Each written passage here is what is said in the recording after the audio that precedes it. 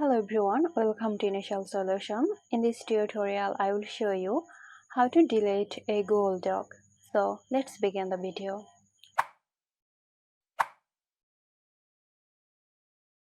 At first, open Google Doc and from here select the document you want to delete. Then click on these three dots and from here select Remove. Now from here click Move to Trash. Your Google Doc will now be moved to the trash folder. Now go to Google Drive and then click on Trash, and from here select the document you want to delete permanently. Now click on these three dots and select Delete Forever. Confirm the action, and there you have it. I hope this video helped you out. Stay tuned for more helpful tutorials here at Initial Solution.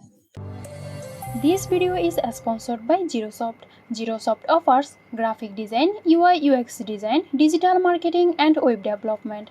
Elevate your brand with Zerosoft today. For more details, check the description box.